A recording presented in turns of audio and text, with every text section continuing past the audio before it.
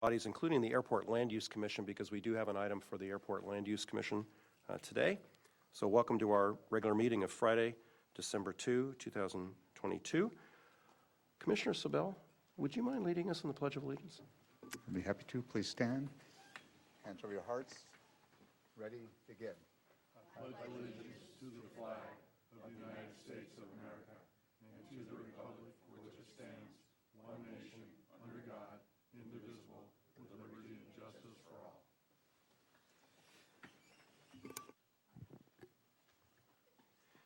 Thank you very much.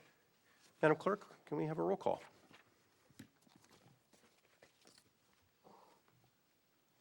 Chair Tremblay. Here. Vice Chair McDonald. Here. Commissioner Bill de la Peña. Commissioner Chavez. Commissioner Edmond. Commissioner Enegren. Commissioner Johnson. Here. Commissioner Judge. Here. Commissioner Huber. Commissioner Levere. Here. Commissioner Long. Here. Commissioner Lopez. Commissioner Parks. Here. Commissioner Rollins. Here. Commissioner Sobel. Here. Commissioner White. Here. Commissioner Wyrick. Here. Commissioner Roberts. Here. Thank you. Thank you very much. I think you want to add that no members of the Board of Supervisors are compensated for their attendance here today? Yes. I'm sorry, I was just here to, you should have said that, not me, but anyway. Sorry Yes, about that, Roxana. I was just going to say it, and you beat me to it. I'm Thank so you. conditioned to this, so, and just like baseball, and I have to flip over to football and soccer, so. All right, thank you very much, Roxana. We have a quorum. Are there any public comments on any non-agendized items? I have speakers cards on items 9 and 11, for example, but no generalized non-agenda public comments. Anybody wishes to be heard? All right. We'll then go ahead and move to item 5, the Caltrans report, and welcome Commissioner Roberts. Good morning. Good morning. Good morning, Chair. Good morning, Commissioners. Director Erickson. Attached to our usual report on the project status, we are including, and going to start including from this point forward, information on grant opportunities with deadlines for submittal. And also on the last page of our update for this month is the locations of the broadband middle mile network projects in Ventura County. These projects are being delivered by Caltrans in partnership with the California Department of Technology as part of the Caltrans Middle Mile Broadband Initiative to install 10,000 miles of broadband infrastructure statewide. In December, Caltrans is also requesting for the December CTC, California Transportation Commission meeting next week for approval to program and fund the suicide deterrent fencing for the Arroyo Simi Bridge on Route 11823. This has been a long time coming, and I really appreciate the work of the Caltrans staff, along with the collaboration with the City of Moore Park, CHP, and the Arroyo Simi Suicide Prevention Task Force for continuing to work with us to finally get this project underway.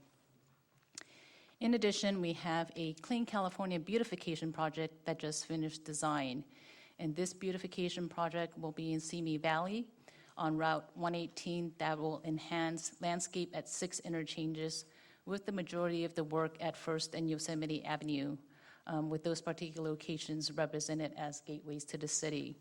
And we expect construction to start there for that project in the spring of 2023.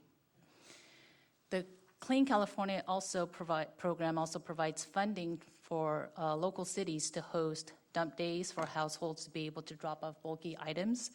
And so there is a dump day event that is sponsored by Caltrans in the city of Oxnard tomorrow on December 3rd on Saturday, and one upcoming in January in the city of Moore Park. We're also hosting another one with Ventura County on March 25th, which falls within an upcoming 10-day statewide call for action for Clean California Community Days in the month of March, and we'll be providing more information on those days to come in the coming months. I will close my remarks by thanking Director Erickson and the Commission for their partnership and collaboration with Caltrans, and I wish everyone a safe and happy holiday season. Thank you. Thank you very much, Commissioner Roberts. Do any commissioners have questions for Commissioner Roberts? Okay, thank you very much. Much appreciated. All right, moving then on to item 6, which are the commissioners and executive director reports. Are there any commissioners who have some things to discuss? And then after we hear from commissioners, we can hear from the executive director. Okay, well, I do. Never had a loss for words. We have, there are several commissioners here today who are attending their last meeting as a commissioner for our commission. And I simply want to take a minute and collectively thank them sincerely for their service to the commission and their service to Ventura County. Being on the commission, I have found, is not an easy assignment. It takes a great deal of time and effort, especially as it relates to learning transportation and transit-related issues, preparing for those meetings, and then attending these meetings, and to sometimes discuss in very robust fashion, our varying views on issues and make some tough decisions. And we're really fortunate that we have exceptional staff that assists us in that endeavor.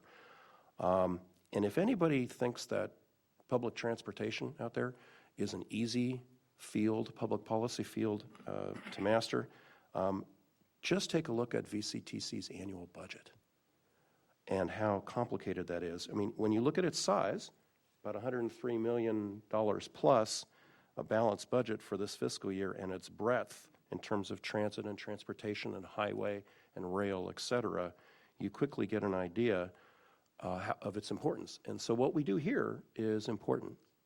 It's important to our residents. It's important to the county. And just as an example, because I hadn't had enough coffee this morning, can any commissioners guess how many pages there are in the table of acronyms to our annual budget? Anybody want to take a guess? There are 6 full pages. Anybody want to take a guess at how many pages are there a glossary of terms? 7 full pages, glossary of terms. I don't know about you, but I have never been able to memorize them all.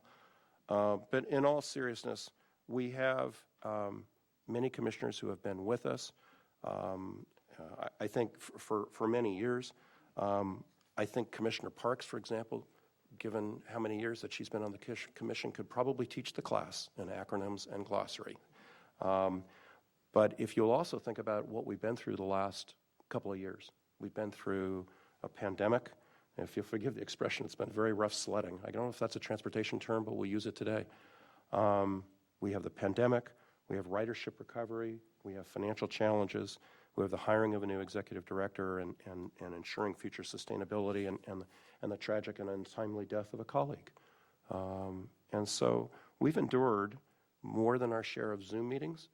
And so for those, and now we're back in person, thankfully.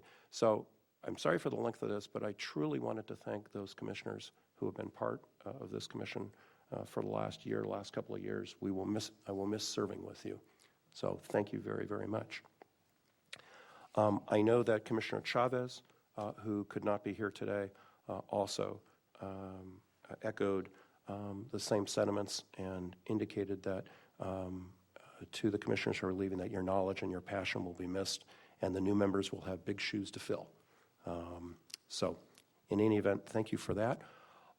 Any other comments, long-winded or otherwise, from commissioners? Sorry. All right. The executive director, that was pointed at me. The executive director. Thank you, Chair Tremblay, and I would like to echo the sentiments and comments of Chair Tremblay, with knowing that this is our last meeting of the calendar year, but that there will be several commissioners not joining us next year and several new commissioners.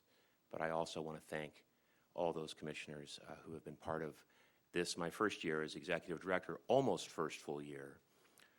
Another month, January 16th, I think, is the official day. But I am very grateful for this opportunity, and I feel like I was just starting to get to know everybody pretty well, and life changes, and we'll have new members If rough sledding isn't a technical transit term, I think it's a mobility term that Okay, we'll go with may that. be appropriate for a whole bunch of ways of looking at some of our future challenges. But I just, again, want to thank also all of those commissioners who've served on VCTC, and especially Commissioner Parks, who's served on VCTC for longer than I think I have been in Ventura County working. I just realized in December 9th, will mark I started 2002 in the city of Oxnard, coming from Santa Barbara. So you were well into your stead even 20 years ago here. I have an executive director's report that is before you. I wanted to begin by letting you know that on this day, in addition to the commission meeting, VCTC will join the Ventura County Fire Department and ABC 7 for a Stuff a Bus event that is occurring concurrently, 9 a.m. to 6:30 p.m. At the Target parking lot in Camarillo. And the event is part of the annual Spark of Love toy drive, which I know many of you are familiar with through your civic work or through your cities or the county participation. Firefighters will be collecting toys to distribute to children and teens in need this holiday season. Second item is the Sunburst train in Sierra Northern Railway, and that is the PowerPoint slide you have up there, along with the community partners, hosted a very successful Spirit of the Holidays toy drive on Saturday, November 26th. And that was along the Santa Paula Branch Line Railroad. When it stopped, city stops included Ventura, Saticoy area, Santa Paula, and Fillmore. And there was an estimated 5,000 to 7,000 attendees. And I want to acknowledge and thank the support from the Fillmore Police Department, the Fillmore Association of Business, Santa Paula Police Department, Santa Paula Chamber of Commerce, Santa Paula Rotary, Ventura County Sheriff's Association, and Fillmore and Western Railway. Next slide. I have a few more slides just to show you. It was really a magnificent, looking train, and I think augured in the Christmas season in a special way. I've always been partial to Christmas trains and trains in general. And then there's a final slide too. Santa was present with some help from elves, and again a very well received event, traveling through the Santa Clara River Valley, and there were also a collection of unwrapped toys for donation, similar to the event we have going on today with the Spark of Love. So thank you, Steve, for that PowerPoint. On Tuesday, December 6th, from 6 to 7 p.m., VCTC will host another virtual community workshop to continue our solicitation of feedback for the draft comprehensive transportation plan, which is also an update item for you today. And we're looking forward to that comment buttressing and adding on to the additional comments that we've been collecting throughout the year. And community members are invited to provide feedback through January 10th, 2023. We're continuing to promote this widely and make sure the online comment portal is available. So this, again, will continue in that vein. And finally, and I say this as someone having managed people now for 25 years, this is a tricky time to hire new people, for as many of you know from your cities or from your businesses. But I am happy to announce that we have 2 new staff members that have joined VCTC in November. They are members of the Transit Department under the direction of Transit Director Claire Grasty. And I'd like them both to they're in the audience, if they could stand when I call them. Sorry to put them on the spot. Matt Miller joins us from Gold Coast Transit as our program manager for transit services.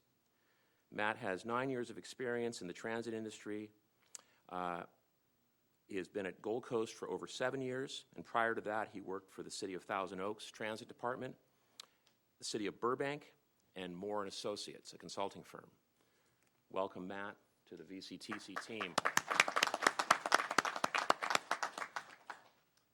And our next new employee is Aubrey Smith, who joins us as program manager for the regional transit planning area.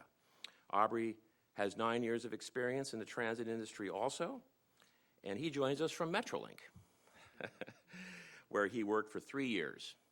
Prior to that, he worked for Gardena Transit, City of Gardena, and Marin Transit in Northern California, and Transportation Management and Design Incorporated, a consulting firm. So we are very, very pleased to have these new additions to our team. I've said before, we're a small, but mighty organization, and I am very fortunate to have such a great staff supporting me. And that concludes my executive director update. Chair Tremblay. Thank you, Mr. Erickson, and Matt and Aubrey, welcome aboard. Pleased to have you with us. All right, moving on then to item 7. Are there any additions or revisions to the agenda? There are none, Chair Tremblay. All right, let's move on to consent. Do I hear a motion relative to consent? Second, Warwick. All right, we have a motion by Commissioner Levere, a second by Commissioner Wyrick. Madam Clerk, will you call the roll?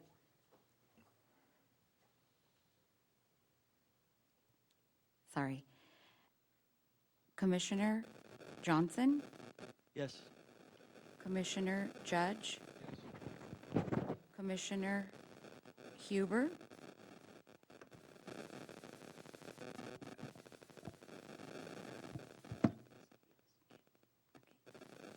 Commissioner Levere, Yes. Commissioner Long, Yes. Commissioner Lopez, Yes. Commissioner Parks, Commissioner Rollins, Commissioner Sobel, Yes. Commissioner White, Yes. Commissioner Wyrick, Yes. Vice Chair McDonald, Yes. Chair Tremblay. Yes. Thank you. All right, and that record will reflect that item's been approved on a unanimous basis. And I do want to do one shout out, and that is, for example, if you look at the breadth and the depth of our annual comprehensive financial report and the absolutely clean audit letter that has come with respect to that, and also to the single audit, my hats are off to Sally DeGeorge and our finance staff who have always done a wonderful job on that. So congratulations on that. Moving on then to item 9, which is a public hearing for approving the priority ranking for the combined call for projects. Mr. Mattis, I think what I should do is go ahead and just open the public hearing now, correct? Would that be appropriate procedurally? All right, so we're going to go ahead and open the public hearing now and recognize, and we'll go ahead and recognize Heather Miller to present to us and go from there. Good morning, Ms. Miller. You got to turn your mic on. If only I turned on your mic. Now it's Okay. on. There we go. Okay. Put my glasses down so I can see everyone. Thank you, Mr. Chair. Good morning, Commissioners. Heather Miller with VCTC programming staff. Here to present item number 9, and this item seeks the Commission's approval of project recommendations and funding for the 2022 combined CMAQ TDA Article 3 State of Good Repair Call for Projects, and including the public hearing as well, which was noticed in the VC Star earlier this week. Let's see if I can maneuver the PowerPoint here. Here we go. For the benefit of new commissioners or even ones that have been there, I'm going to give a little bit of background on this call for projects. You're probably well aware the Infrastructure Investment and Jobs Act, the IIJA, was passed November 2021, and this provided transportation funds and infrastructure funds over the next 5 years. From this approval, programs are introduced and funds apportioned to states and counties. This sort of call for projects sort of encapsulates for what we do at VCTC, at least in programming, in terms of state or federal budgets being passed, programs introduced or funded, and these funds from the federal and state are apportioned by formula, typically by population, to counties. And VCTC, as the RTPA, has the role of administering these funds locally to agencies with calls for projects typically. So in July 2022, this commission approved the guidelines for this call for projects, and applications were due September 2022, so just a couple months ago. Very quickly, this was detailed in the staff memo.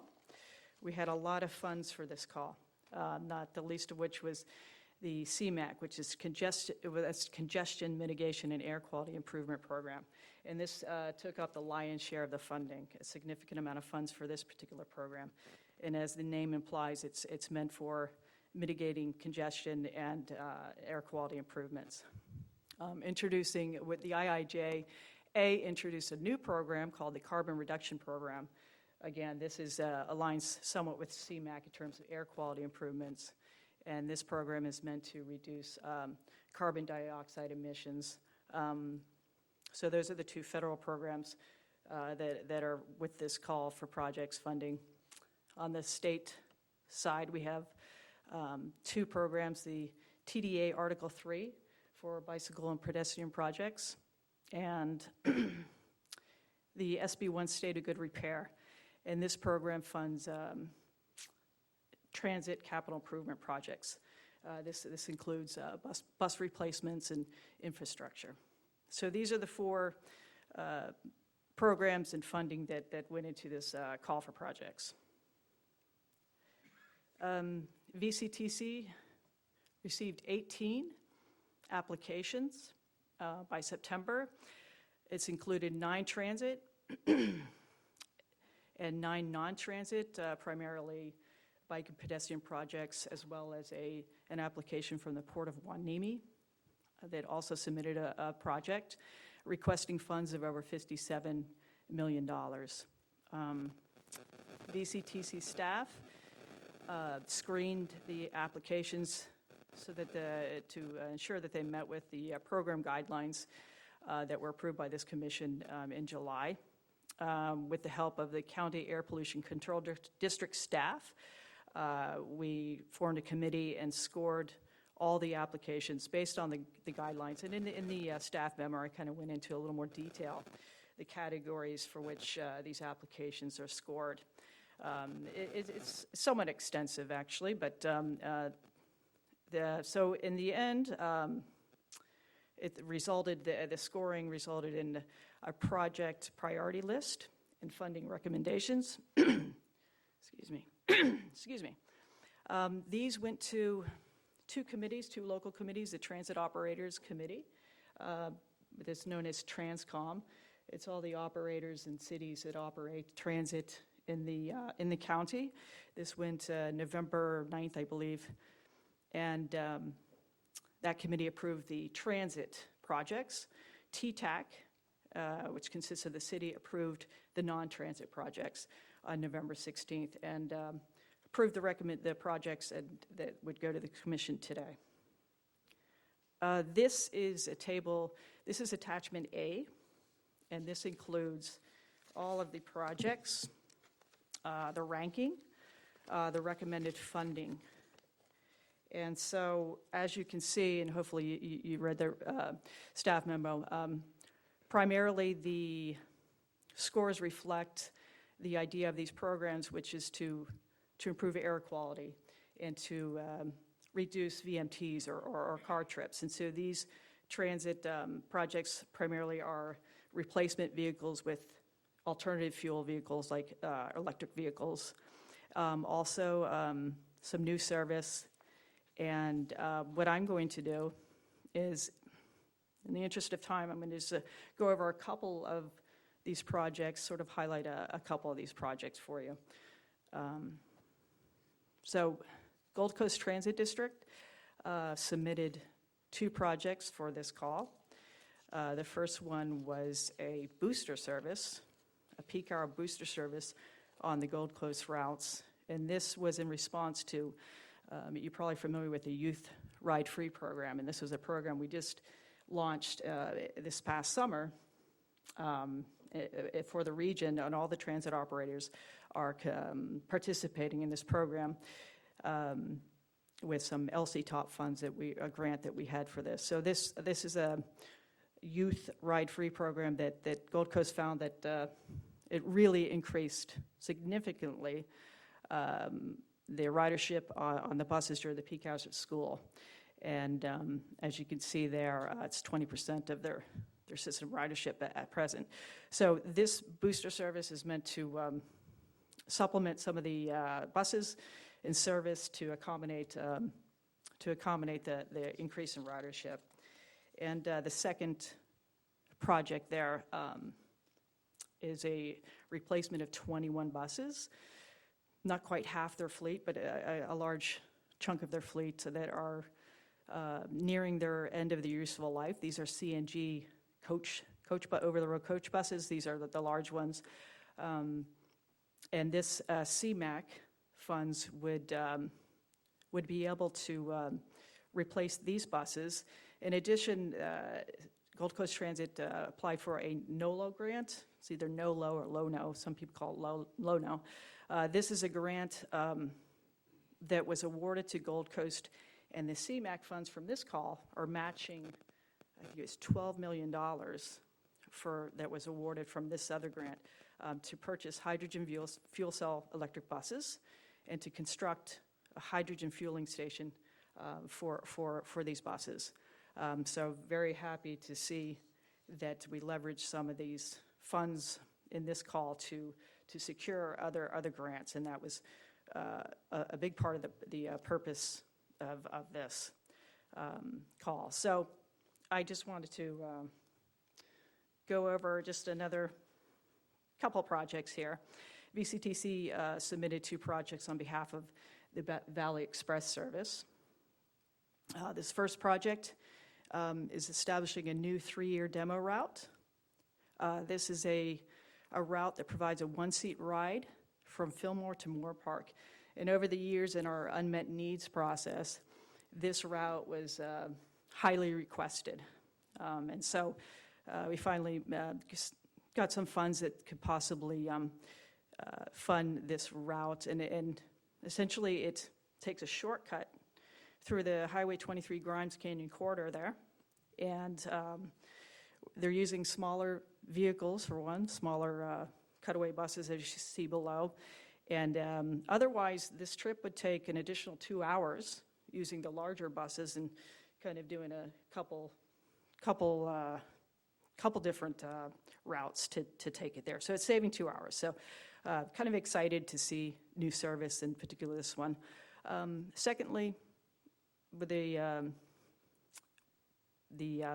project here was to replace the 15 cutaway buses, which is the entire fleet of the Heritage Valley service, which serves Santa Paula, Fillmore, and Piru.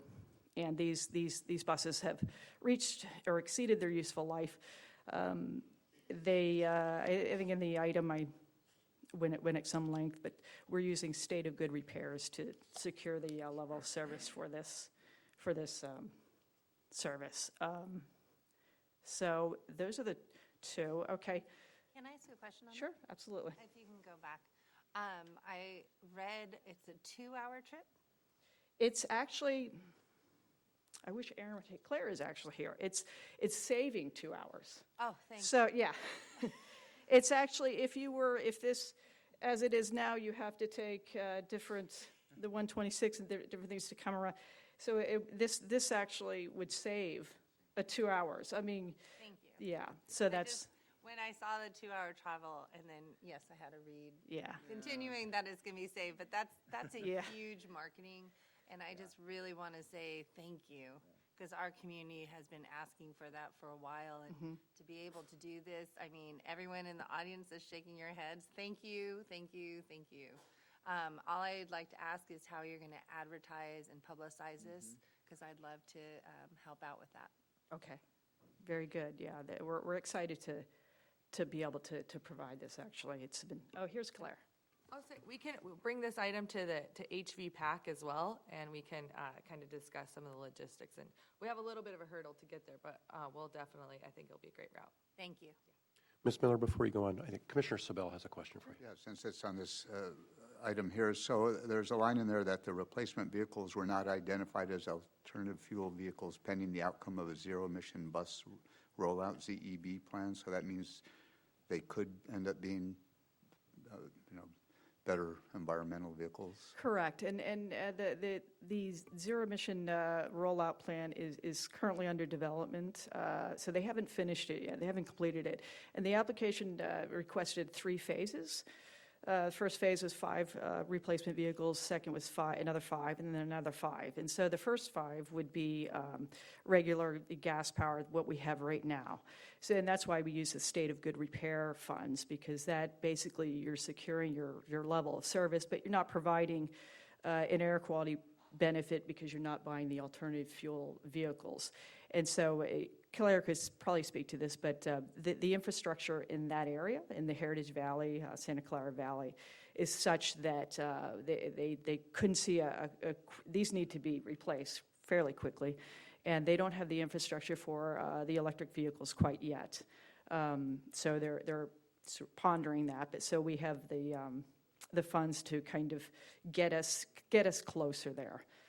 But that's why it actually ranked lowest. Not the need obviously was there. The project is excellent, but these programs have certain stipulations or guidelines in terms of the CMAQ that you need to provide an air quality benefit calculated actually, and this couldn't do that. So we were happy to be able to fund it with state of good repair funds and some other funds that we're using.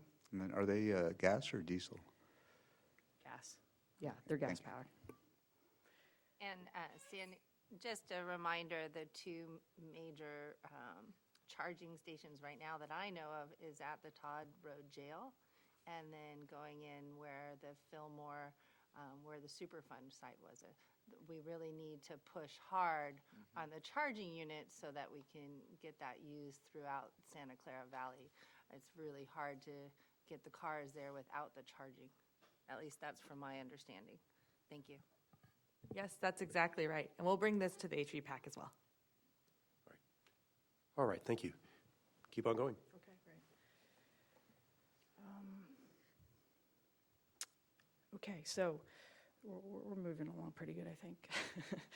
This is the non-transit projects that were applied for funding, and as you can see, close to 27 million here.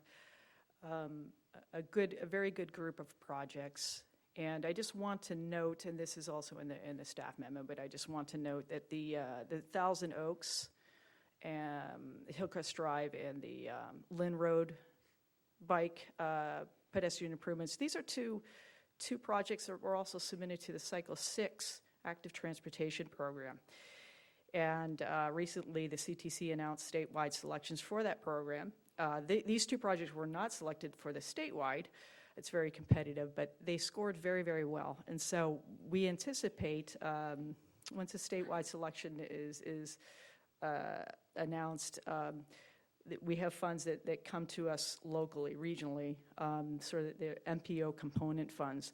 And we have funds to work with locally to fund projects that were not selected at the statewide level. And so these 2 projects, we anticipate funding for them, and it would come back to this commission for approval for the MPO component of the ATP Cycle 6 funding. But we do anticipate these 2 projects being funding with ATP funds. The funds that you see there are design funds that were not requested at the ATP application, and also some cost increases that were identified after the ATP application was submitted. So that's what the funding you see there. And very quickly, I want to also note the Port of Hueneme project. And this is one where, I mentioned in the staff memo, this project provides significant air quality benefits to the surrounding communities, what they call fence line communities, excuse me, with the installation of an electrical plug-in or connection that allows vessels to shut down diesel emissions at berth. And the reason why it's a little bit lower is because the CMAQ funds also require congestion mitigation, taking vehicle trips off the road, TCMs, I guess. I don't want to get too many acronyms.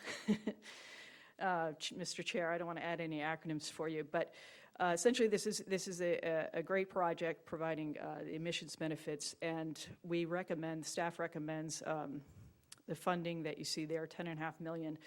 We didn't have enough funding to completely fund this particular project, and so you see a shelf list, and the unfunded amount is on that shelf list of $1.5 million, and that is meant to, in the event that funds become available, we can use them with the Commission's approval to completely fund this project. So, like I said, these are great projects, but I just want to go over highlight a couple of these projects. This first one was submitted by the City of Oxnard, and this was scored most high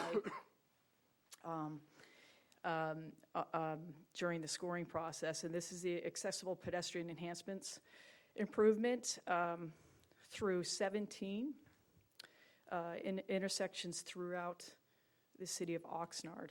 And these were selected or identified.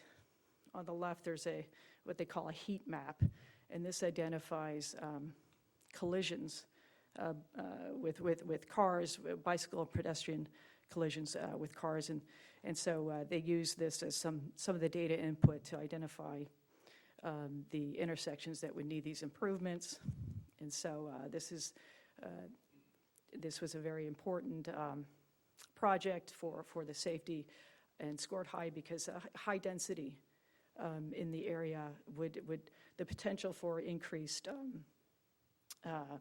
active transportation users is quite high in this area, given the population density. So the second project I also wanted to highlight comes from the City of Santa Paula. And this project, hopefully you can see that map. This is the City of Santa Paula. And the project will create 2.5 miles of new bike trail. As you can see, the new bike trail is at the ends in yellow.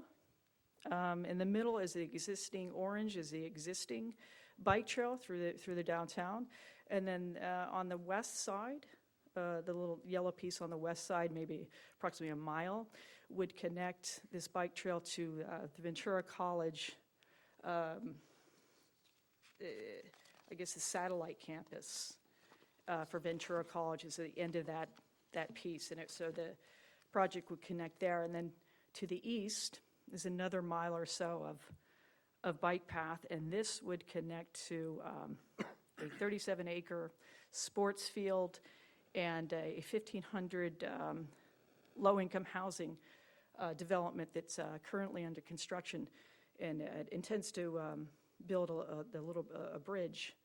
Actually, in green there, the developer is going to build that part of it. So this bike path is providing a lot of connections to a lot of high potential places. So I just want to highlight that. And lastly, Can we also, on that, so exciting, I'm really excited about this plan, but also it's connecting the Ventura County East campus, but Yes. then the college, I don't know if everyone saw the article, they're looking at purchasing property where the Harvest is as well. exactly. What a great connection. I just want to make sure we don't forget about that. I know Director Zobel is excited too. Just great things going on. Yeah, a lot of a new development, and they're planning ahead for it, and so this is a really exciting project, which is why I want to highlight it. But Chair, I had a question too. sure. Commissioner Mark. What class bike trail is most of these design segments aiming for? This is, I believe, a Class 2. Okay, thank you. It hang on. hasn't been designed yet. Some of these projects are well into design, and they can identify, precisely what they're doing. This one includes design work for it, so. We have a question from Commissioner Johnston. Thank you, Chair. Actually, a point of privilege. I'm having trouble hearing Supervisor Long when she's speaking. If she could use a microphone. I was, but thank you.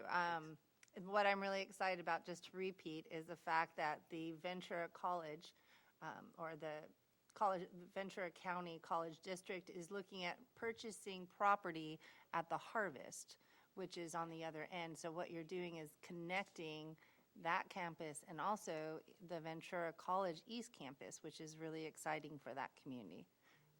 I hope you could hear me on that one. Yes, thank you so much. Okay. Thanks, Commissioner Johnson. Ms. Miller, anything else? I have one more project here that I wanted to highlight. Finishing in this Camarillo is for in the good measure. city- Yeah, this is in the city of Camarillo, and this is the Central Avenue bike lanes. And the city has actually submitted this application probably a number of times, actually, and we're happy that we finally have the funding for it. Sometimes something like this is overlooked, but this is a very important project for the safety of bicyclists. And if you've ridden down this street, and I have a colleague who has and does, they said it's a pretty hair-raising experience with the traffic volume and the traffic speed in this segment.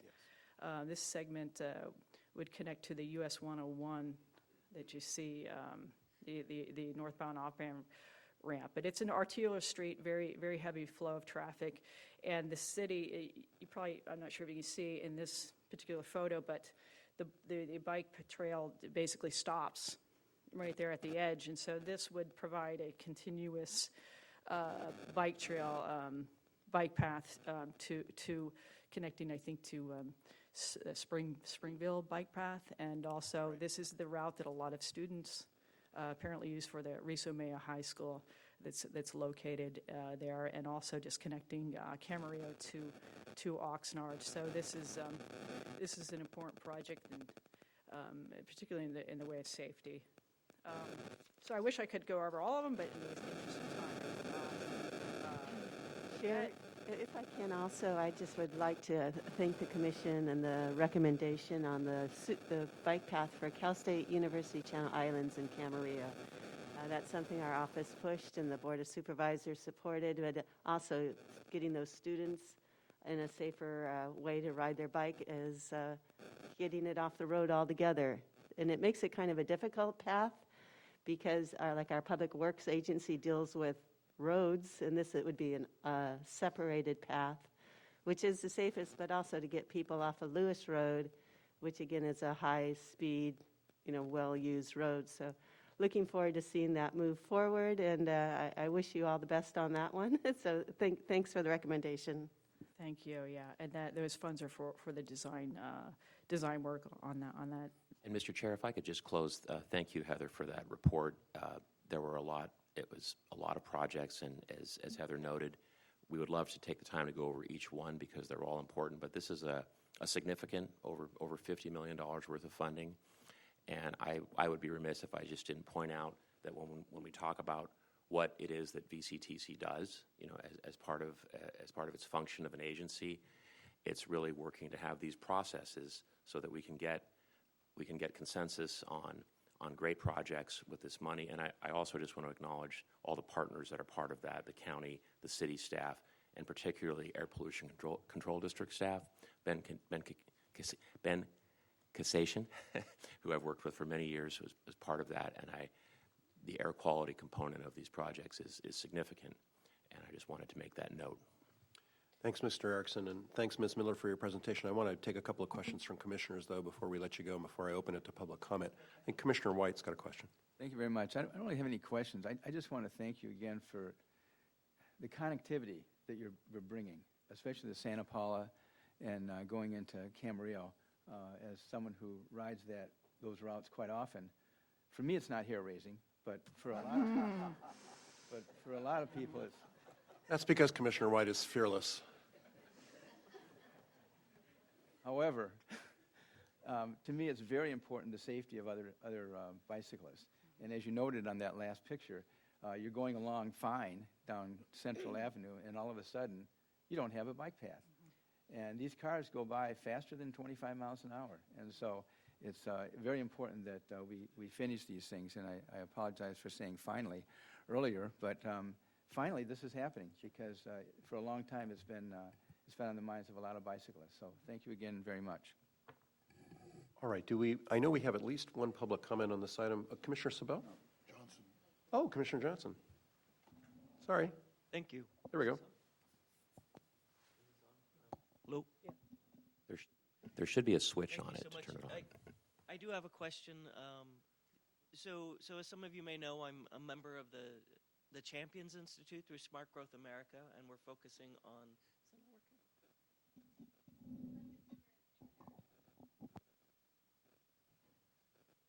working?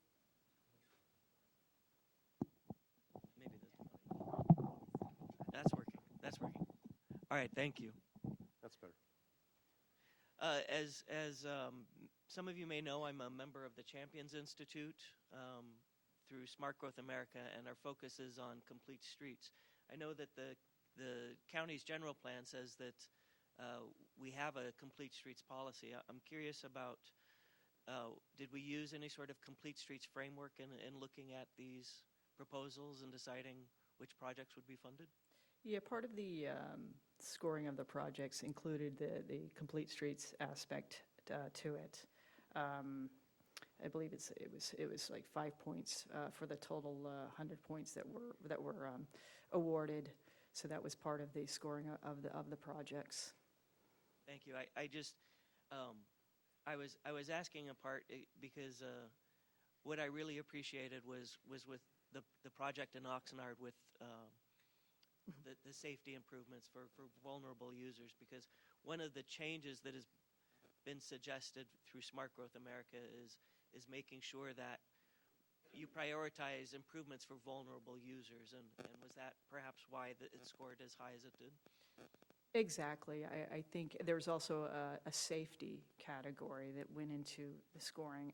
I think that particular project had a lot going for it: the safety, the complete streets, and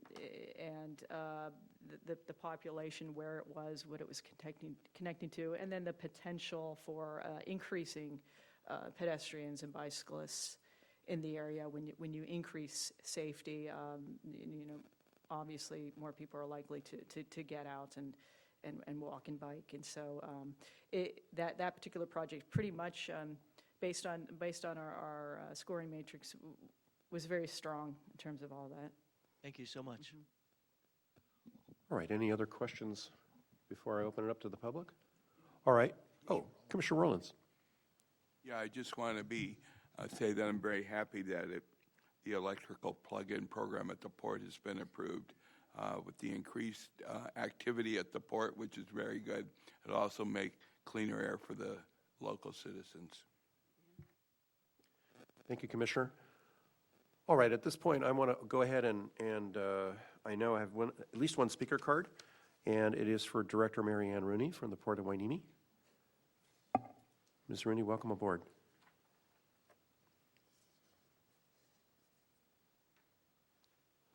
Good morning, Chair Tremblay, Vice Chair McDonald, and all the commissioners. On behalf of the entire Board of Harbor Commissioners, it's my honor to be here this morning to talk about this project. First of all, I'd like to acknowledge my fellow commissioners. Selena Zacharias is here with us, as well as our senior staff, our CEO, Kristen Dekas, who, without her hard work, none of this would be happening. So we've got a lot of senior staff here. I want to thank you for consideration of this award to the Port of Hueneme for $10.4 million. This historic and potentially unprecedented amount of funding would allow the port to pursue its work in reducing air emissions during the movement of essential cargo. Approval of this funding will greatly benefit the region by bringing further air reductions to Ventura County through the port's North Terminal Shore Power Project. For example, this project would provide an additional 94% reduction in particulate matter and 99% reduction in nitrogen oxides for all shore power capable roll-on, roll-off vessels over the lifetime of this project and for the entire shore power infrastructure. This state-of-the-art electrical infrastructure and electrical grid-based connection provides roll-on and roll-off vessels to connect to shoreside power to effectively eliminate diesel emissions while at berth. In November of 2021, the Board of Harbor Commissioners adopted a resolution to decarbonize operations at the port in our pursuit of a zero-emission future. This project is directly in line with this commitment to the environment and to our county. The port continues to make a positive economic impact in the local and regional economy. Over the last 85 years, we have invested over $20 million in mutually beneficial environmental projects that foster unity and collaboration with the most impactful and meaningful results for the community. I'd like to thank the Ventura County Transportation Board, all of you, Martin Erickson and his professional staff who are committed to keeping Ventura County moving. We offer our sincerest gratitude for your consideration of this funding, and we appreciate the support of the Port of Hueneme that has received from VCTC over the years for our various intermodal projects to keep cargo moving here in our region in the greenest way possible. We look forward to our continued partnership with VCTC for many years to come and for decades in the future. Thank you very much. Thank you very much, Ms. Rooney. Commissioner Sobel? I was going to ask you a quick question. Ms. If I'm Rooney, not can you come back up? mistaken, the port is, in some geographic region, the greenest port. Is that correct? In 2017, we were acknowledged as the greenest port in the United States, and we still hold that designation. So thank you very much. Thank you very much, Ms. Rooney. And that was a great question in context, too, because it provides it in context. Are there any other members of the public who wish to comment on this item?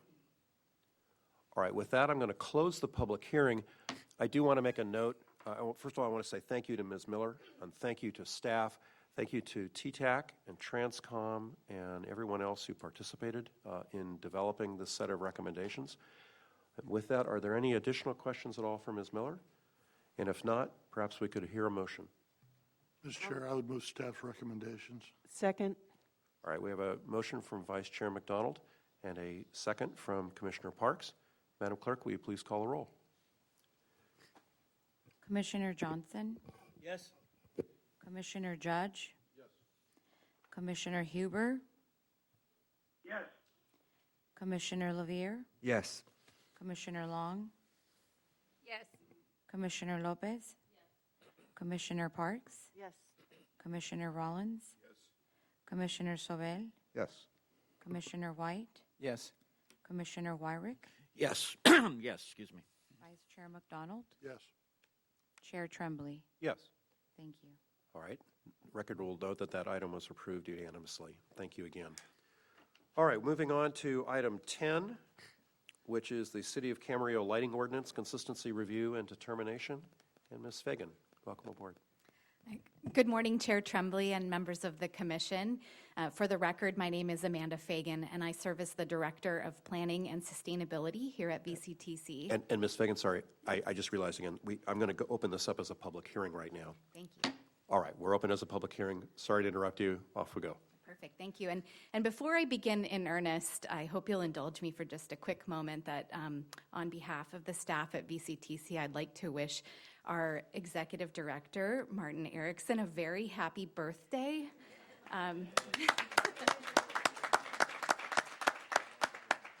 We're all very grateful for his leadership and guidance throughout all of our work, so happy birthday, Martin.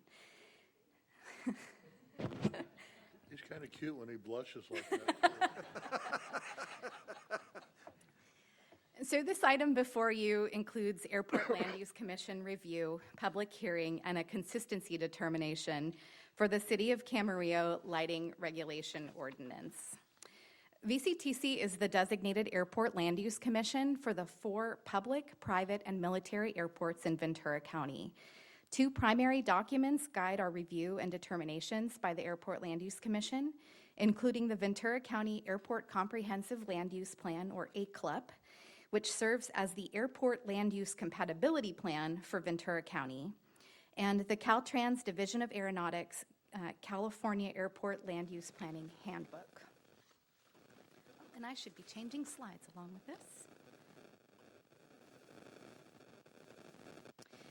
So the State Aeronautics Act requires that a general plan amendment or adoption of a zoning ordinance within the airport influence area must first be referred to the Airport Land Use Commission for a determination as to whether the proposed action is consistent with the adopted airport land use compatibility plan, and requires that county and city general plans and applicable specific plans shall be consistent with an adopted airport land use compatibility plan.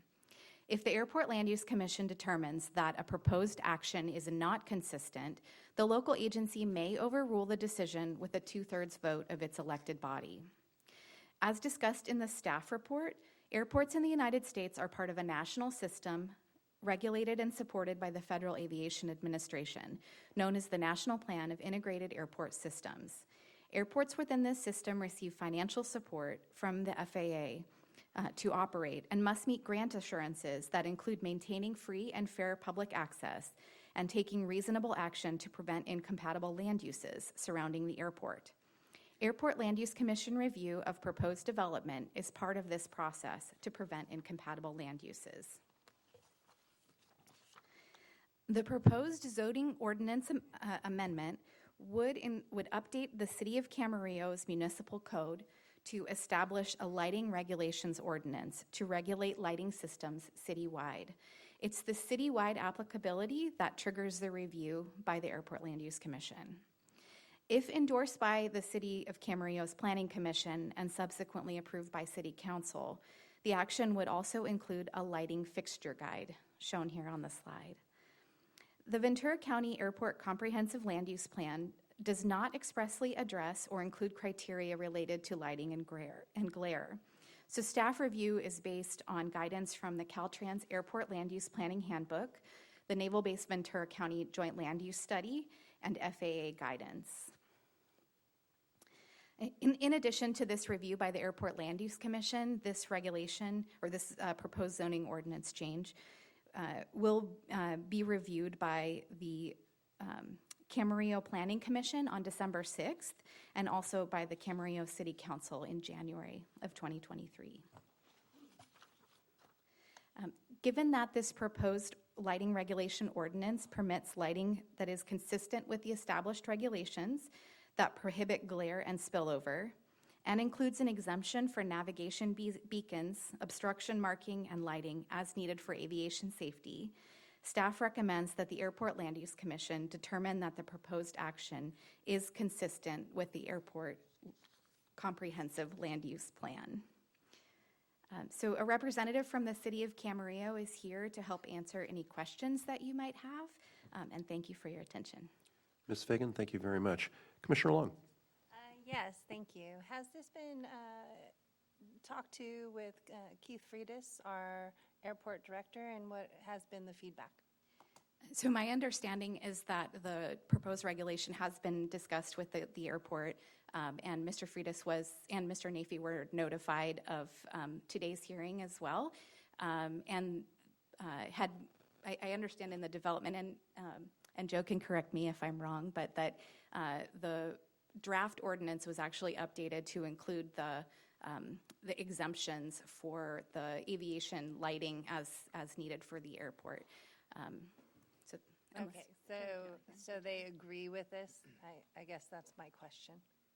Let's call forward Joe Vaca, who is the City of Camarillo's Community Development Director. Welcome aboard, Mr. Vaca. Thank you. Thank you very much for allowing me to participate today.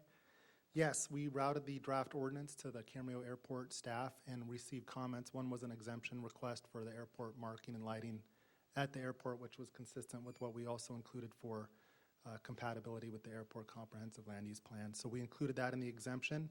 And then they also requested an exemption that the 1985 agreement be listed in the ordinance, but we responded that we didn't want to include that in the ordinance because that's an agreement that stands on its own. And it doesn't need to be in the ordinance because then if that agreement ever changes or the ordinance changes, then we wouldn't want that to be missed in the future. And then also, does the lighting for the business center of the airport would be following this new ordinance? It depends if it's under the purview of the city. under that 1985 agreement, or if it's under the purview of the airport, it would be subject to county. Okay, I appreciate the partnership. I'm on the airport authority and wanted to make sure, knowing as a director, I have not heard about this, so I wanted to double check. And thank you for really working with them. I appreciate that. Thank you. Thank you. I have a question. Commissioner Wyrick, to be followed by Commissioner Lopez. Does the city of, separate from the special requirements of airport lighting, does the city of Camarillo include night sky best practices in its lighting ordinance? It is consistent with that, although it's not considered a full-on dark sky ordinance, but it's definitely intended to eliminate, reduce glare and spillover. Commissioner Lopez. Thank you. Following up on Commissioner Long's question regarding the airport authority, which we're both on, will this need to go before the airport authority as well? Okay. Not to my knowledge, no. I could be wrong on that, so if it comes before you, our requirement is for the Airport Land Use Commission review, and so that's what we followed here, but That's my understanding also. That's my understanding as well. Well, and I think also that since you're carving that portion out, it's not changing anything at the airport, so that's probably why the director did not feel the need to bring it to us, but I appreciate it. Thank you. Are there any other questions by commissioners at this point? All right, thank you. I'm going to see whether or not there are any comments from the public with respect to this item. We're still in public hearing. Do I have any members of the public who wish to comment on this item number 10? All right, hearing none, we're going to close the public hearing and bring it back to commission for any further questions and for discussion and a motion. Hearing no questions, hearing no discussion, do I hear a motion? I'll motion to approve. Thank you. And we got the motion by Commissioner Long and seconded by Commissioner White. Madam Clerk, will you please call the roll? Commissioner Johnson? Yes. Commissioner Judge? Yes. Commissioner Huber? Yes. Commissioner Levere? Yes. Commissioner Long? Yes. Commissioner Lopez? Commissioner Parks? Yes. Commissioner Rollins? Yes. Commissioner Sobel? Yes. Commissioner White? Yes. Commissioner Wyrick? Yes. Vice Chair McDonald? Yes. Chair Tremblay? Yes. Thank you.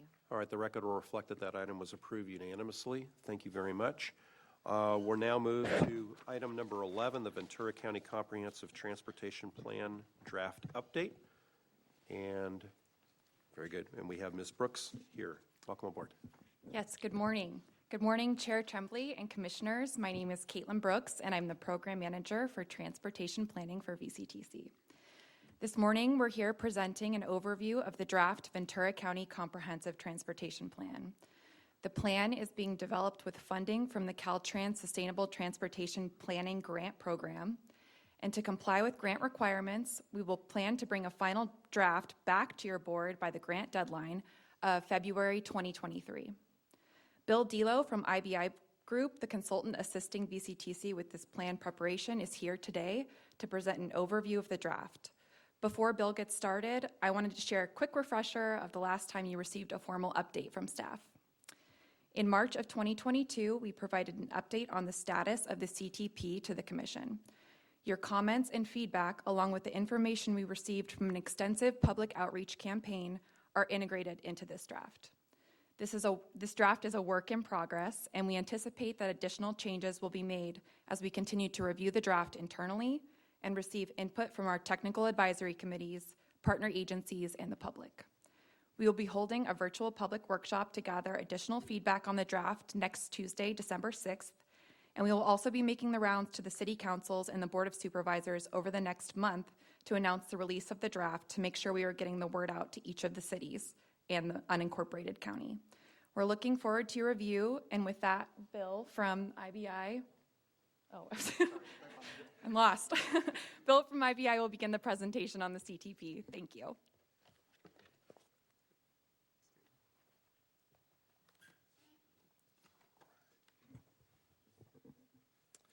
Well, good morning, Chair Tremblay and members of the Commission. I'm really excited to be here with you to share highlights from the draft Comprehensive Transportation Plan and the work that we've been doing and working with Caitlin and Amanda and all the staff here at VCTC over the last year and a half.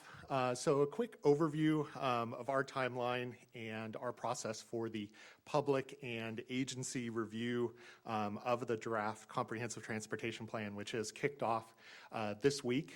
We did hold a series of meetings in November. Back in November, we had different subject matter expert advisory committees that were established as part of our process, and we met with those committees back on the November 14th and 15th to provide them a very similar presentation and overview of the Comprehensive Transportation Plan. We also talked with and presented to the TTAC committee, the Transportation Technical Advisory Committee, on November 16th. As Caitlin mentioned, we have next week the virtual community workshop in the evening on December 6th. That workshop will also be recorded and then available on VCTC's website so that other members of the public can view it during the public comment and review period. And then we have the two presentations here to the Commission, to yourselves here today, and then we're targeting February 3rd of 2023 as the presentation for the final plan and adoption of that final plan. So a quick overview of the Comprehensive Transportation Plan. It examines long-term transportation and mobility needs and opportunities throughout Ventura County. Key elements of the plan include a review of existing and future transportation conditions, highlights of the community engagement efforts that were conducted across and throughout the county in support of the plan, examination of different transportation needs and transportation equity across the county. A big part of the plan itself presents the project scenarios, the projects and programs included in those scenarios and how they perform against different metrics. And then the CTP, or Comprehensive Transportation Plan, outlines an action plan for both VCTC and local agencies within the county to follow to advance the different projects and programs that are included within the plan. So there's 5 goals identified within the Comprehensive Transportation Plan. It includes an interest and a goal to balance transportation and land use planning and decisions around transportation projects and land use throughout the county. There's a goal to reduce transportation source emissions across the county and improve the sustainability of the transportation network. The CTP also looks to foster economic prosperity, increasing access to job opportunities and education for residents throughout the county. Also to improve multimodal mobility choice and access to destinations, allowing people to use different modes of transportation to make their daily trips. And improving design and the planning process as well to eliminate traffic deaths and improve traffic safety. So as part of the analysis of existing conditions for transportation, the Comprehensive Transportation Plan evaluates current trends and how these trends may have changed with the influences of the pandemic over the last couple years. So this slide highlights census data from the most recent American Community Survey about commute mode split, the different modes of transportation that residents within the county are using as part of their commute. So a few things that we'd like to point out on this. The number of people working from home tripled in Ventura County from 2019 to 2021, up to about 18.9% of the residents in the county. That's less than the state total, which was about 21%, a little bit less than what we saw in Los Angeles County, which is 20.9%, but a little bit more than our neighbors to the north in Santa Barbara County, which was about 15.7%, so kind of in the middle of the two neighboring counties. So while work from home rose, transit saw a major decline in ridership, somewhat correlated between those two elements. An example of one of the challenges is the Ventura County line for Metrolink, which typically serves people commuting into downtown Los Angeles and other nearby areas. Generally, Metrolink's a small portion of overall transit ridership within the county, but it does serve as kind of an interesting story or an interesting example of how transit ridership has changed. With workers shifting away from commuting into the major downtown areas, pre-pandemic, Metrolink saw 1,138 riders on a daily basis. Right now, post-pandemic, Metrolink is only seeing about 330 daily riders. So that's about 29% of what Metrolink saw prior to the pandemic. So it really provides that example of how transit ridership has changed and demand for transit has changed as well. So this slide provides another interesting data point related to travel changes with the pandemic. It compares on the left side, the blue graphic, vehicle miles traveled, and the right-hand side is vehicle hours of delay, so the amount of time people are spending sitting in traffic congestion and experiencing delay. So as of the summer of 2022, vehicle miles traveled within District 7, which includes both Los Angeles and Ventura County. It's really recovered to nearly to the pre-pandemic levels. You can see that with the orange line there on the left. VMT is almost back to where it was in 2019, but highway delays on the right in the green, you can see, are still significantly lower than they were in 2019, about 30 to 40% lower than when they were at that time. So the amount of miles that people are driving their car is almost back to normal, but the amount of time that people are sitting in congestion and experiencing delay is still quite a bit lower during that time. A lot of this is because people are working from home now. They've shifted when they may travel, when they do go into work, and so it's created, kind of a distribution of travel demand throughout the day. So one of the interesting things with this is this kind of a permanent demand or reduction in congestion, or is there a potential in the long term to kind of create induced demand for people to drive more? And we might, as we move further into the future, start to see congestion levels start to get back up to where they were in 2019 and before, and then potentially even have even more vehicle miles traveled because people are driving more throughout the day. So it's an interesting challenge that we're facing, certainly not only in Ventura County, but really statewide as well. Could I ask a question? Could it also be a factor of people traveling farther if they've moved farther away, so there's still more vehicle miles traveled? Potentially as well, yes. If someone, with their work from home, or maybe they're in a hybrid condition now, they might have moved further because they don't have to drive 5 days a week. And so when they do drive those 2 to 3 days a week, they might also be driving, so it kind of gets them back to where they were before.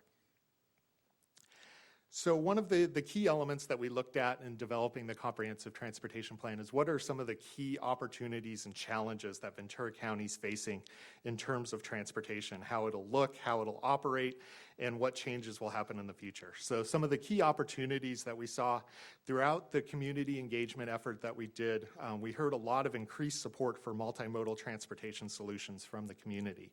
This includes more transit services, more active transportation infrastructure, and it was a key theme through really all of our engagement that we conducted throughout the process.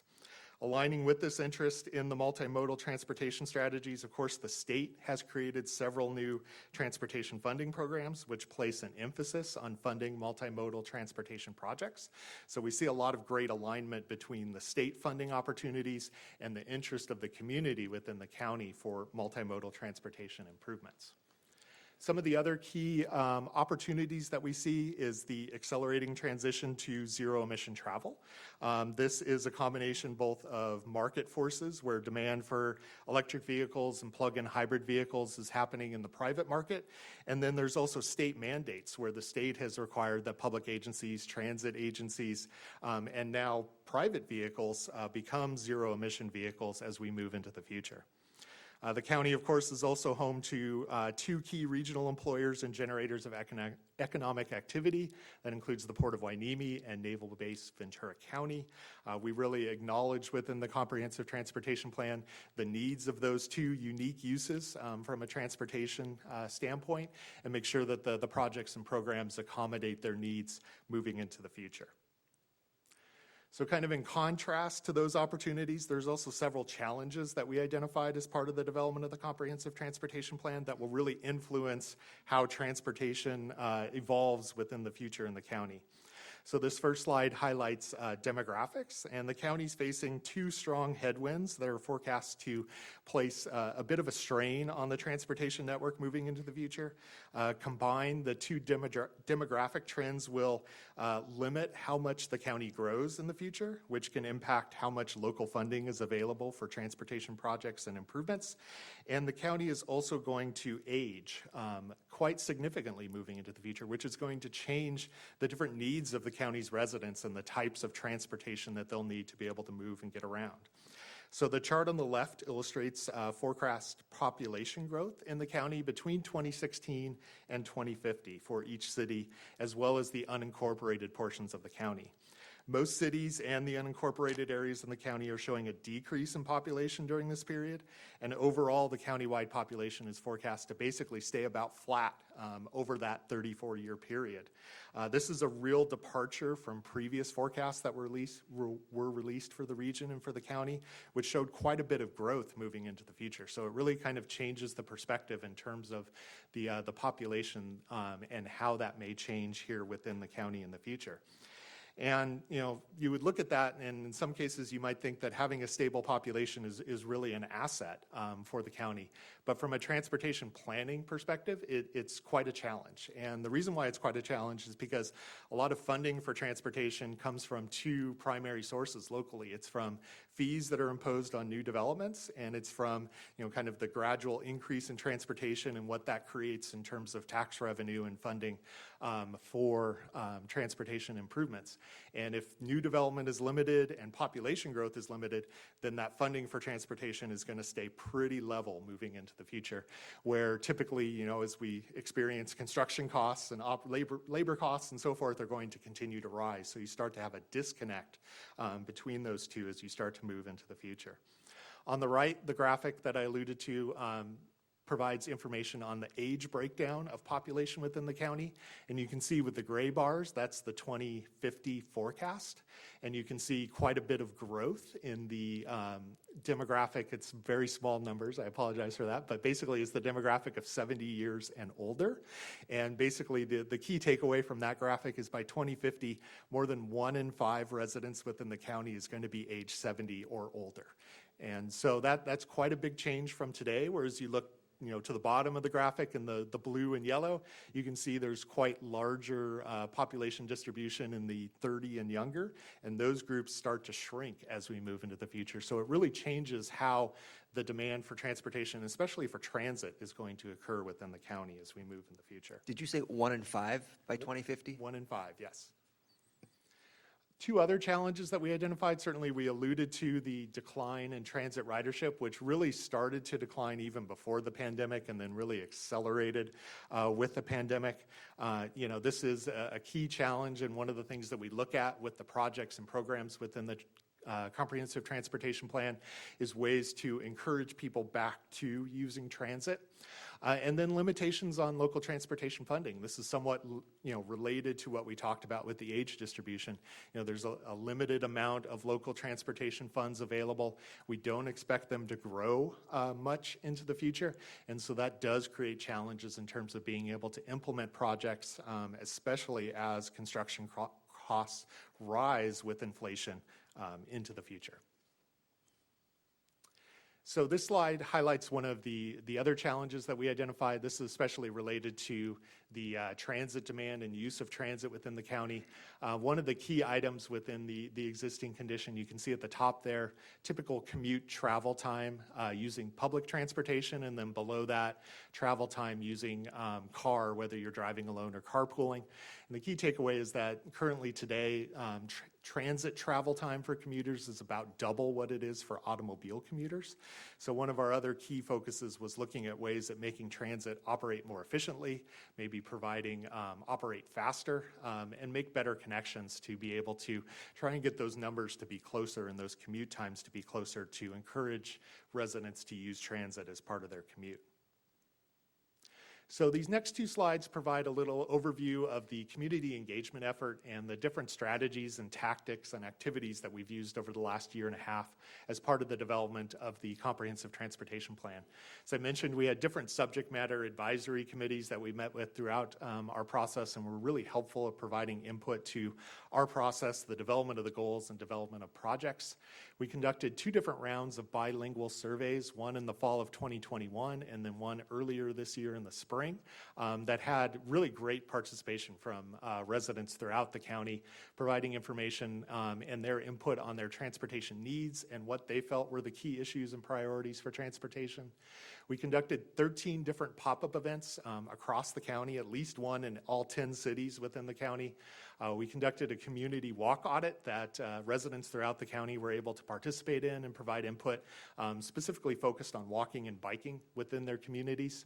And then we also had a significant amount of online engagement. With this being a county-wide study, starting in the middle of the pandemic, we needed to really be creative in terms of reaching out to people and making them aware of this process and program.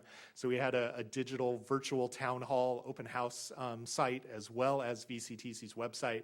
We had targeted social media posts on Facebook and Instagram that we distributed throughout the county. And then we have our virtual community meeting next week to wrap up that online outreach program.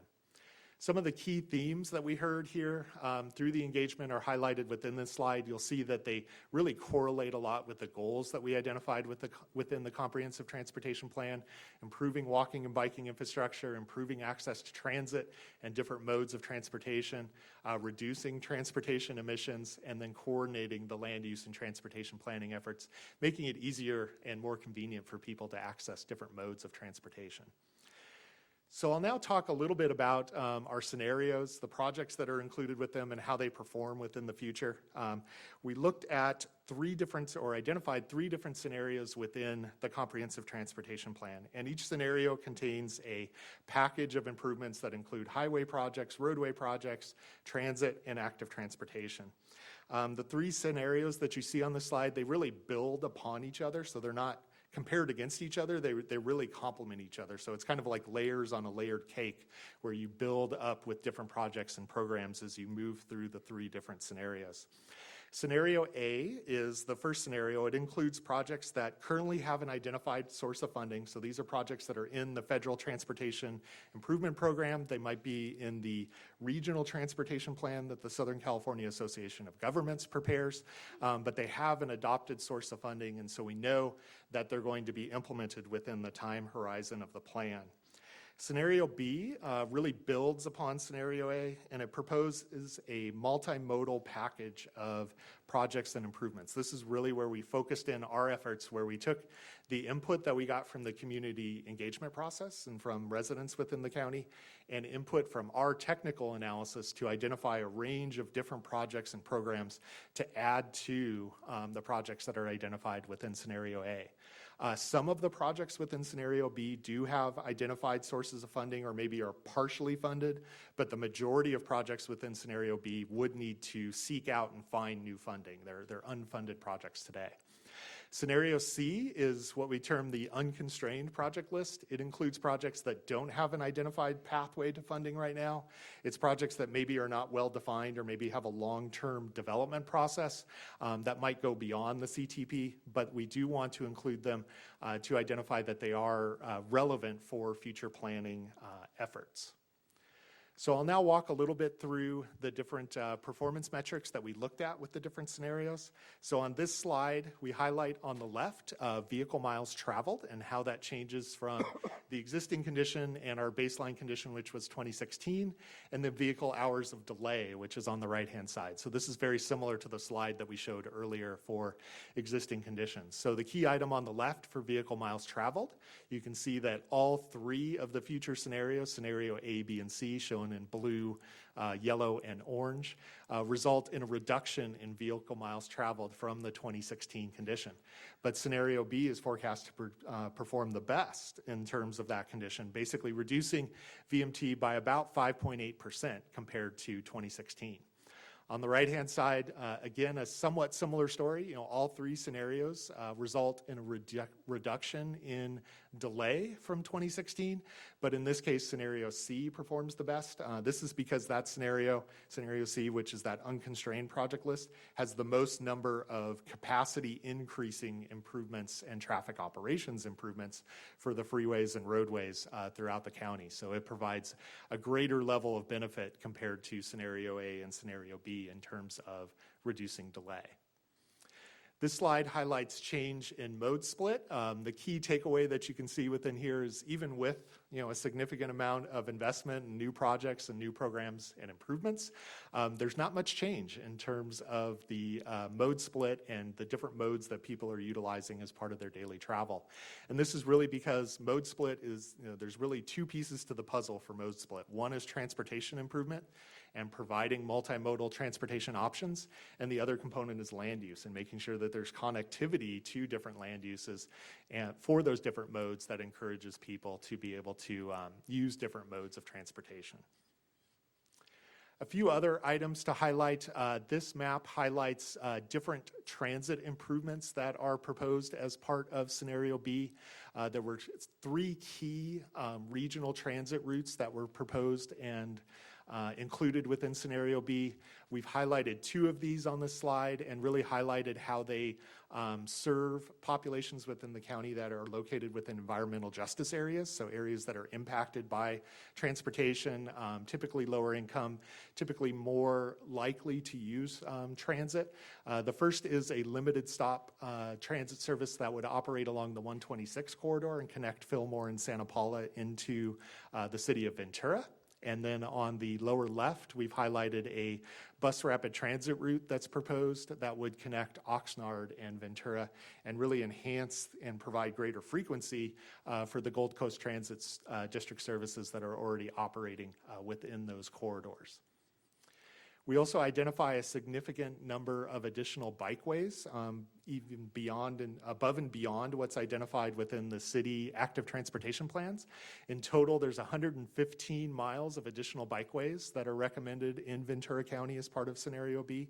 So really emphasizing that multimodal component of that project and program and that scenario of projects to give people more opportunity and more choice to use active transportation as part of their travels. One of the key takeaways as part of those addition of those bike facilities, this chart shows the change in population, number of residents that would be located within a quarter mile of a bike facility. On the left, you can see the number for 2019, which was about 514,000 people. It moves up or is forecast to move up if all of the bike projects identified in Scenario B are completed to 550,000 people in the future. So really increasing the number of people that would have convenient access to a bike facility and be able to use that mode of transportation moving into the future. So finally, the CTP, or Comprehensive Transportation Plan, also includes an action plan as part of its recommendations, identifies several different issues for VCTC to focus in on. One of the key ones is continuing local agency coordination, working with the county and different cities within the county to implement and fund projects, really building on the coordination and collaboration that already occurs today, with a focus on pursuing additional funding opportunities to implement these projects. Also, continued coordination on the regional level, contributing to the development of the 2024 Regional Transportation Plan, which is underway, and coordinating with neighboring counties for the Lausanne Rail Corridor and improvements to Metrolink service in that corridor, as well as improvements to US 101 moving into the future. We also recommended that VCTC continue to enhance their ongoing partnerships with the Port of Hueneme as well as with Naval Base Ventura County, recognizing the unique needs and transportation demands of those 2 facilities. Another key item identified within the Comprehensive Transportation Plan is recognizing that technology and transportation are going to continue to change in the future. We don't necessarily know the timing of those changes and how they might change, how people are going to get around in the future, but it's certainly important to monitor those technologies in the future. And then certainly for electric vehicles, zero-emission vehicles, coordinating to provide the right amount of infrastructure as both public and private vehicle fleets transition to zero emission in the coming years.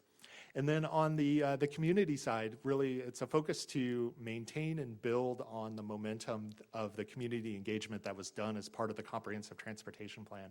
We got a lot of interest from the community as part of this effort, and so it's really, there's a lot of opportunity to build on that and use that momentum as to help with the pursuit of funding and implementation of projects moving forward. And so finally, I'll just do a quick recap of our next step.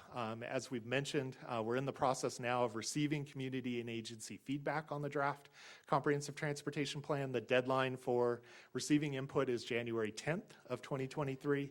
We'll be in the process of updating the CTP based upon the stakeholder input, additional staff comments that we receive between now and then we'll be returning to the Commission in February at the February meeting for the adoption per the grant requirements, and then moving forward from there.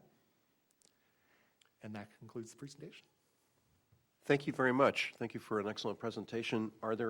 Before I go to public comments, are there any questions from any commissioners? Commissioner Long. Today's the day for Santa Clara Valley. It's so exciting. A question I had was in the model or the scenarios, are we also looking at changing up the actual size of the vehicle? So I got your question. Because that's, those can also be polluters, and want to make sure that we're using the right size for the right cost, all of that. I would note scenario A includes quite a few projects from the local transit agencies in terms of vehicle replacement. So that includes a lot of projects and vehicle replacements oriented towards zero emission, as well as kind of right sizing their vehicles for the demand that they're seeing right now.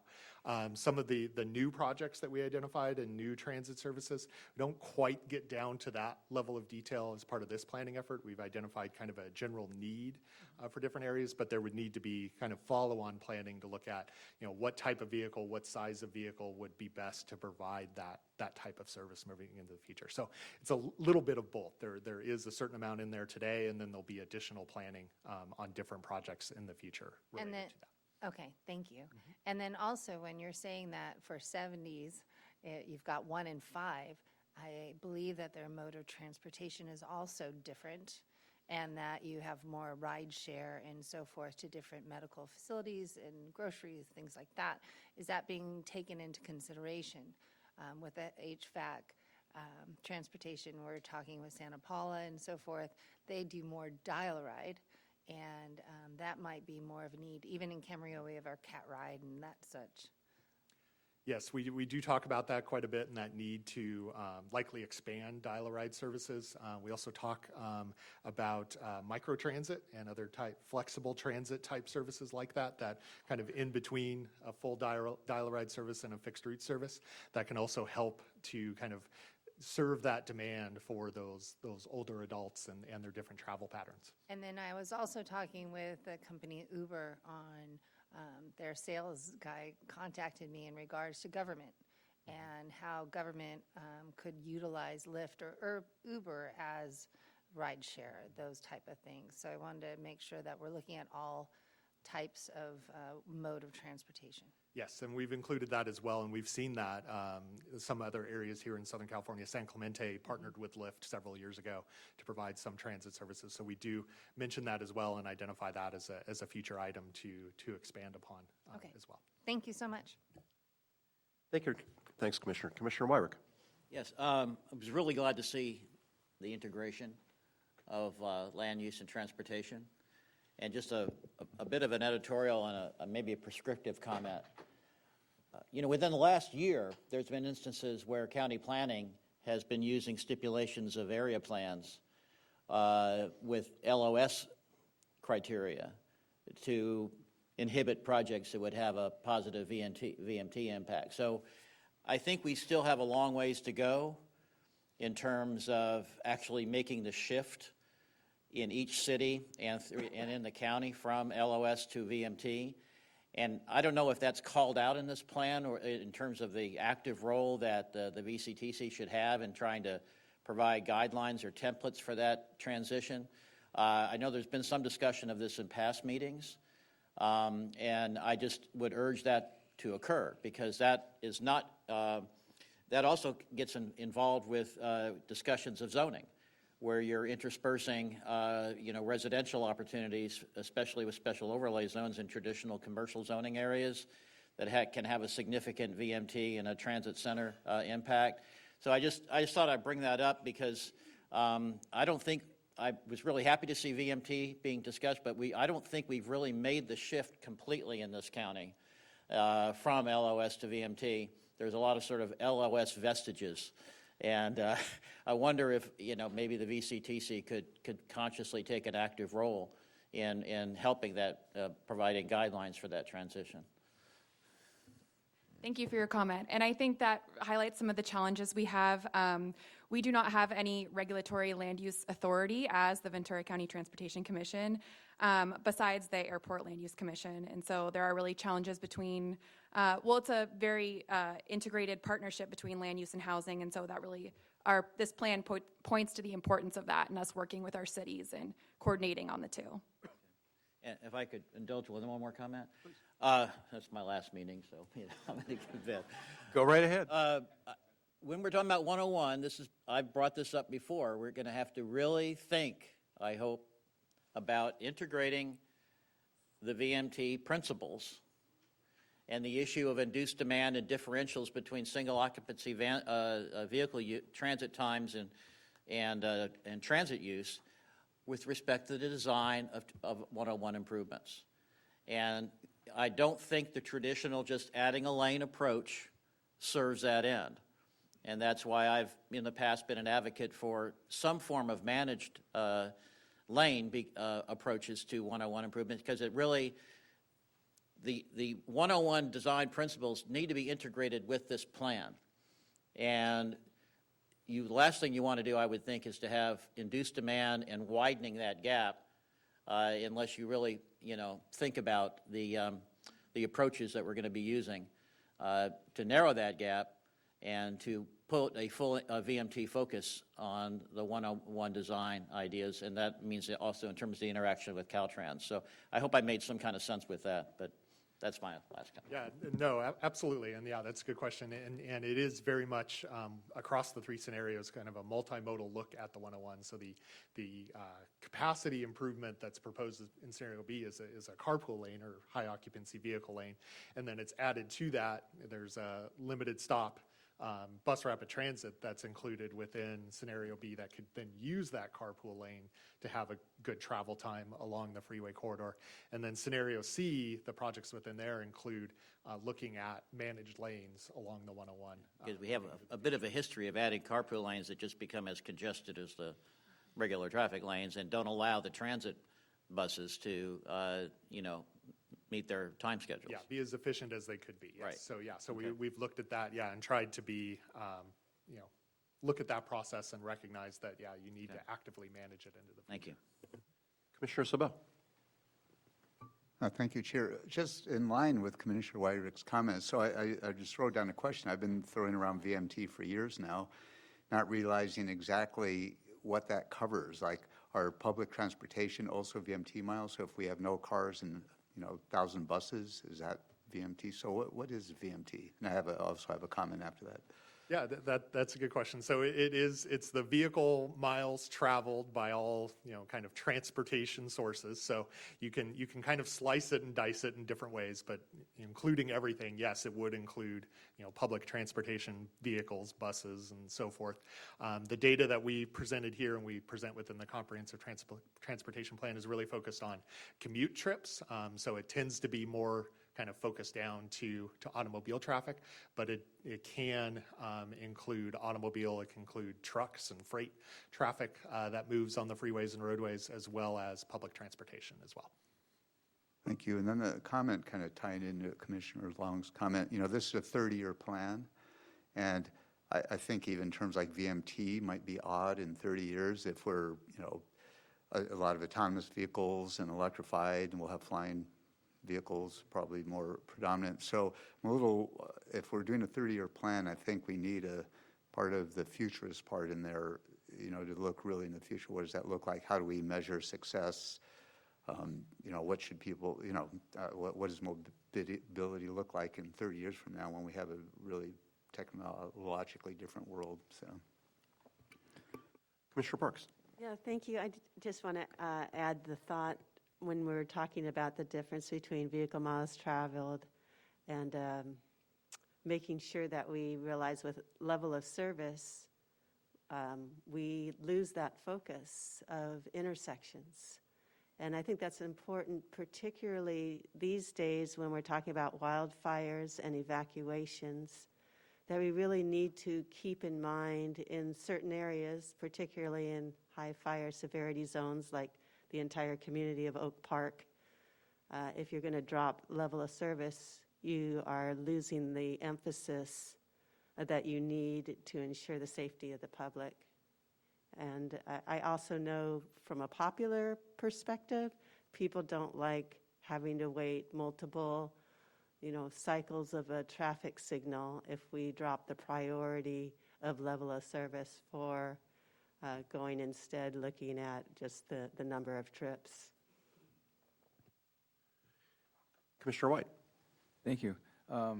And thank you, Bill, for this presentation. And I want to thank Amanda for sending this out to us so we had a chance to read all 263 pages of this report because it is comprehensive. And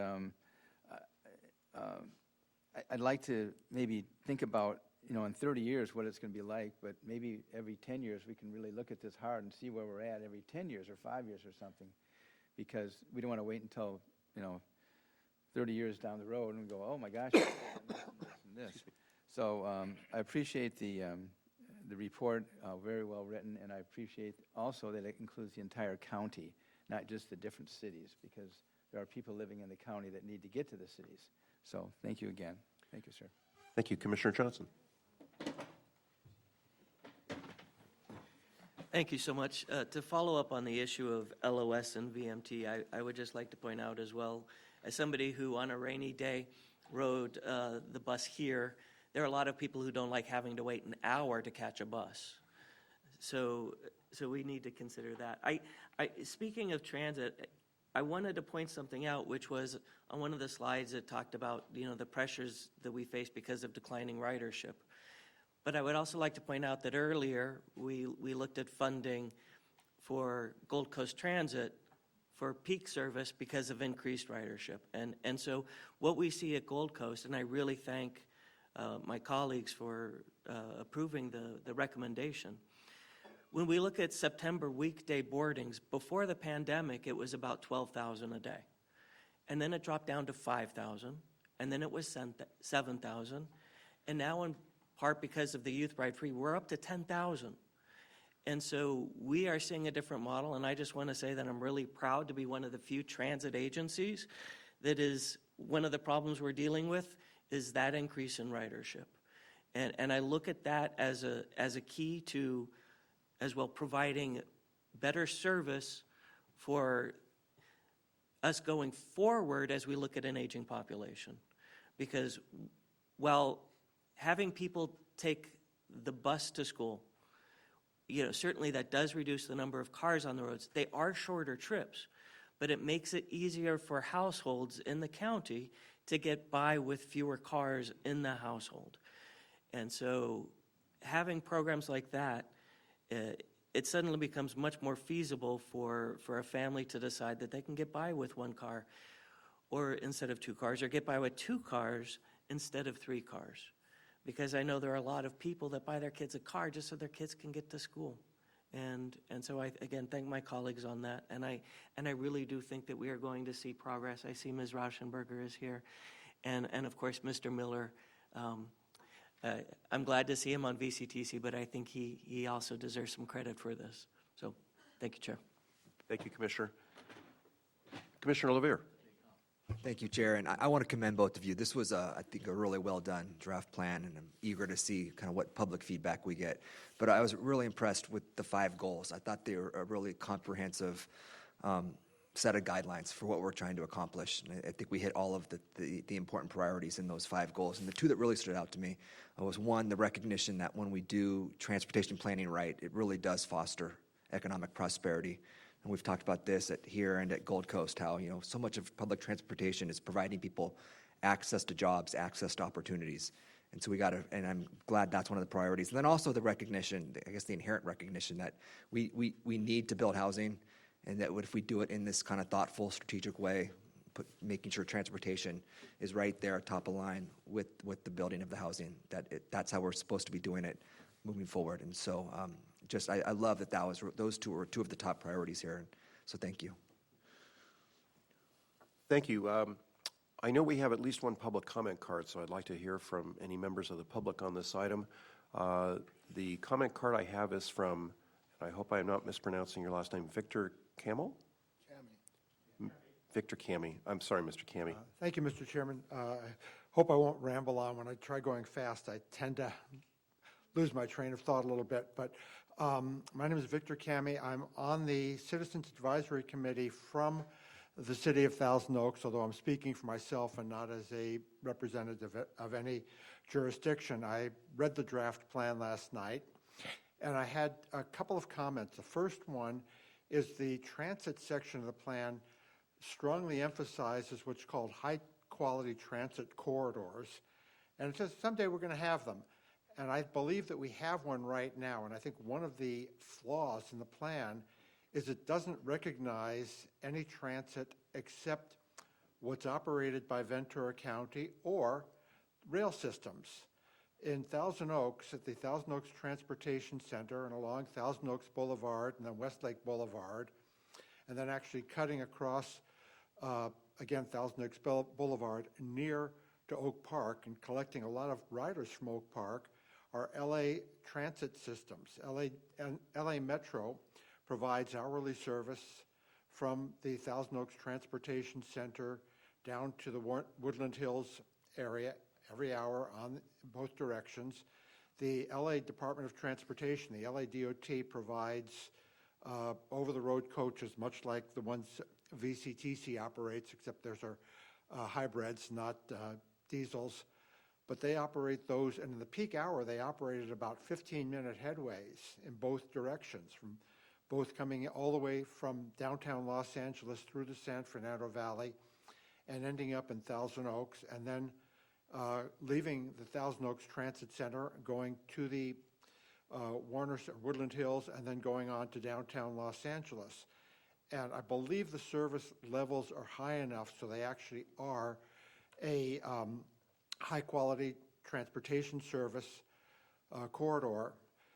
That was an agreement after the city of Thousand Oaks, with assistance from VCTC, constructed its transit center. Linda Parks was then the councilwoman Parks when they did that in 2000.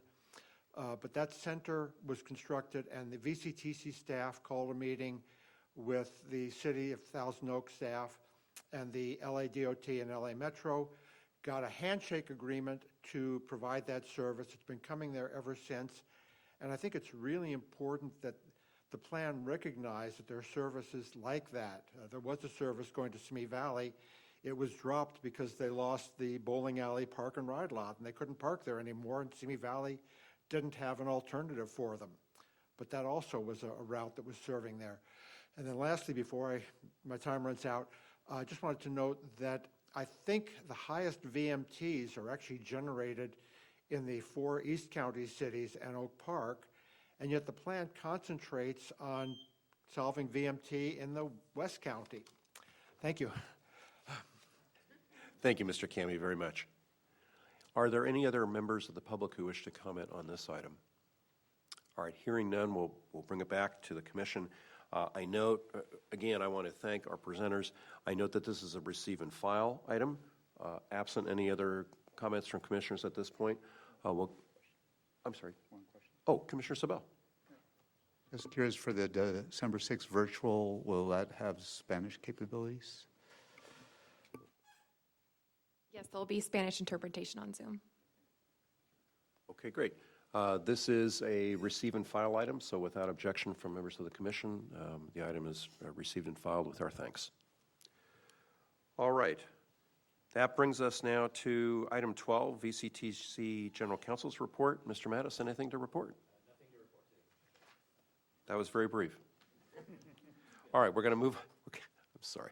We're going to move on to agency reports, number 13. First up will be Southern California Association of Governments. Commissioner Judge. Yesterday was SCAG's annual economic summit, so there was no meeting of the Transportation Committee or the Regional Council. So I'm looking forward to January to see what we have to go on then. But thank you anyways.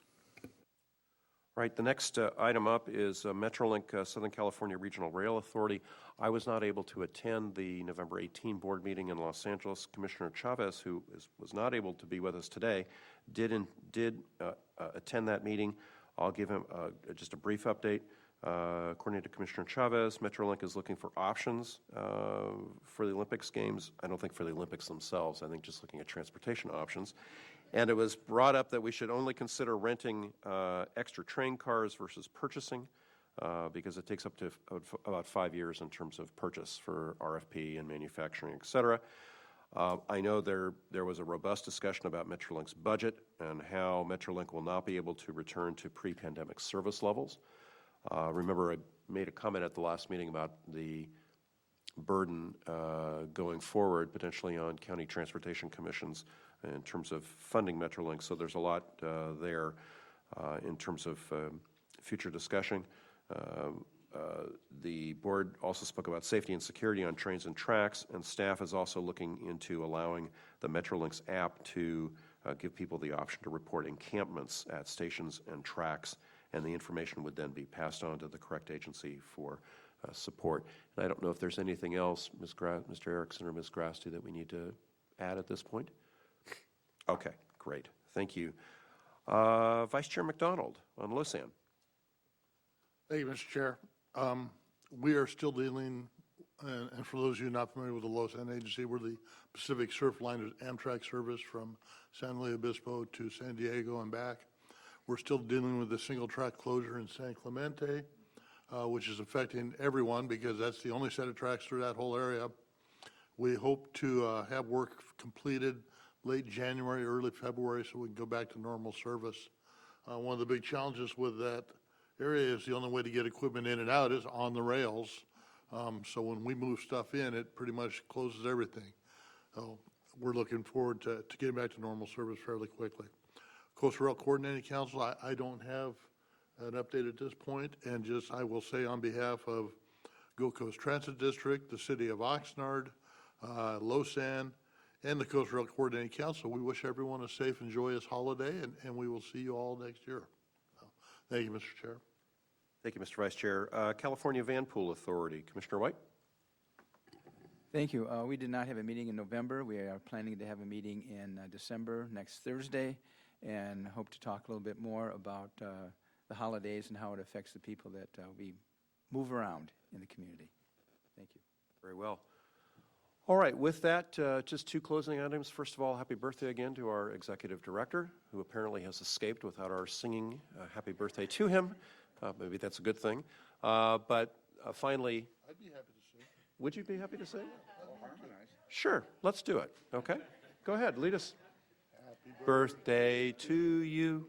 Happy birthday to you. Happy birthday, dear Martin. Happy birthday to you. And actually, that was so well done in harmony. I really should have called for it. So thank you to our vice chair for leading us in that. And then finally, just echoing our vice chair's comments, we wish everyone a happy and joyous holiday season and a safe holiday season. And we will see everyone again at our next regular meeting of Friday, January 6, 2023. And for now, we stand in adjournment. Thank you.